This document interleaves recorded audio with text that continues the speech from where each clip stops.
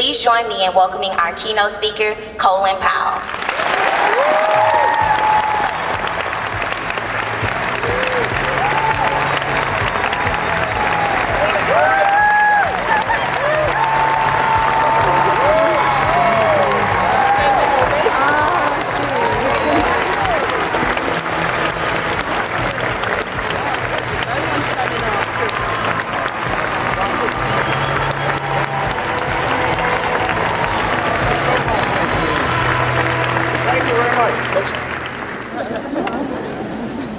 My heavens, what time did you all have to get up this morning? For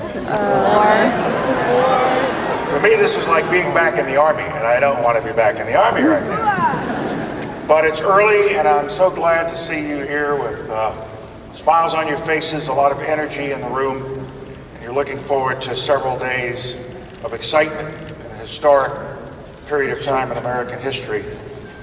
On Tuesday at 12 o'clock sharp, Barack Hussein Obama will raise his right hand.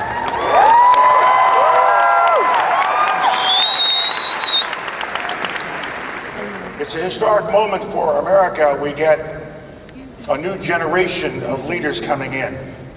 He's in his late 40s as opposed to those of us who are in our 70s.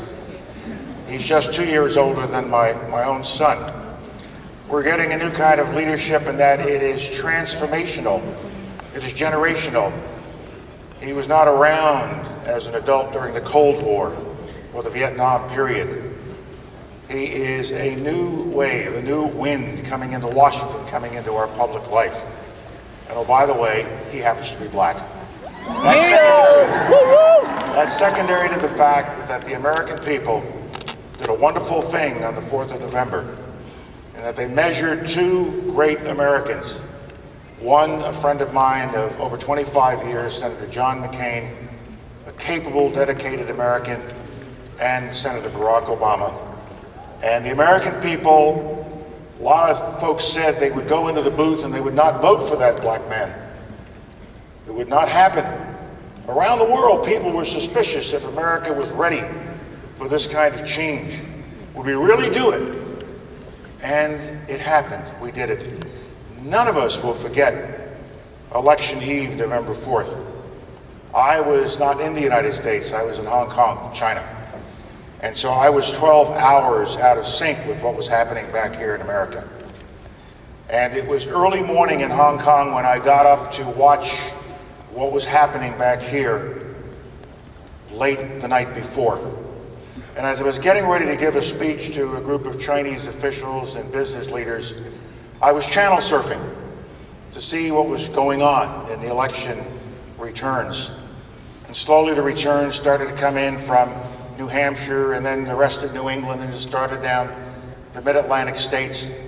I was on the phone with my wife and my son and daughter-in-law in Fairfax, Virginia, and I was texting. Yes, I can text. I was texting with one of my daughters in New York, and we were all connected, Hong Kong to Fairfax, Virginia to New York, watching this unfold. I remember in 2000, it took 5 weeks before we knew who was elected. In 2004, it took most of the evening. And so as I got ready to leave my room and go down, I turned to look at the television set one more time. And Charlie Gibson of ABC came on. And he said, "We have one more result we can confirm. Barack Obama is the next president of the United States."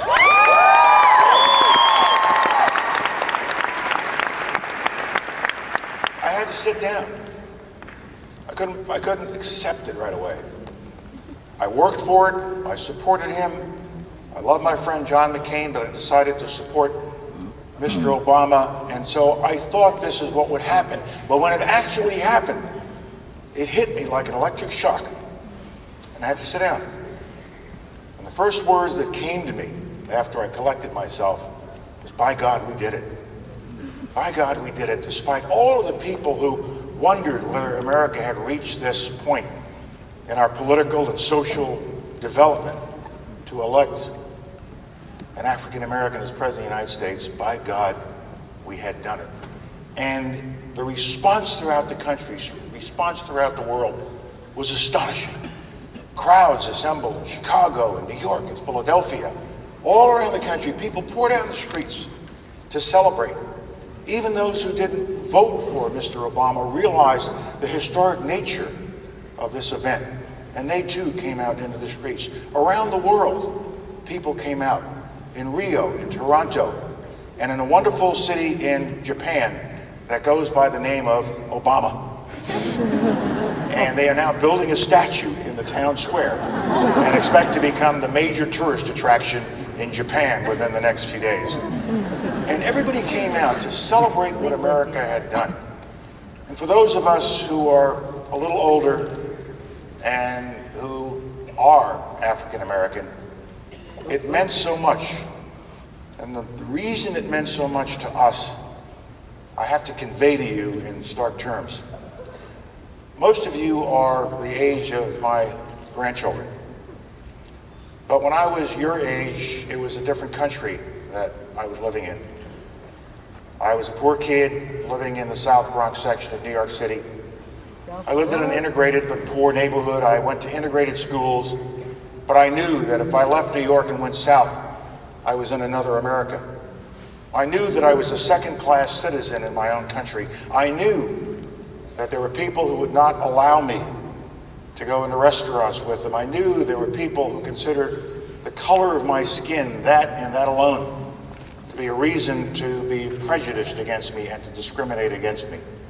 And that was the world that I started out in when I was your age. When I finally graduated from college in the City College of New York, got my commission as a soldier and headed to the South to get my training to be an infantry officer. When you left New York City and got to the end of the Jersey Turnpike and started down to Baltimore and then Washington and headed south, you better have all the food you needed for the trip. When you stopped at a gas station, there were 3 restrooms: white women, white men, blacks, if that was the proper term they were using. They had other terms not quite so proper. There was no place to rest your head. There were no motels, there were no Holiday Inns. There were no other facilities that would take in a black person. The only motel between Washington, D.C. and the Deep South was a place in South Carolina called the Ghana Motel, and every African American knew about it. If you didn't get to the Ghana Hotel, just keep on driving unless you had a relative you could stay with. That was the country that I knew when I was your age. It was a country, though, that was changing. It was a country that was coming to grips with the reality that we were not living the dreams that our founding fathers had for us, even though in their time they could not live those dreams either, but they had enshrined those dreams of all people being equal in the Declaration of Independence and in the Constitution. And when I started out as an adult, age 21 in the Army, things had begun to change. We were about to have a second Civil War, a nonviolent Civil War. And our Abraham Lincoln this time was going to be a man whose life we celebrate tomorrow, Dr. Martin Luther King Jr., the great American.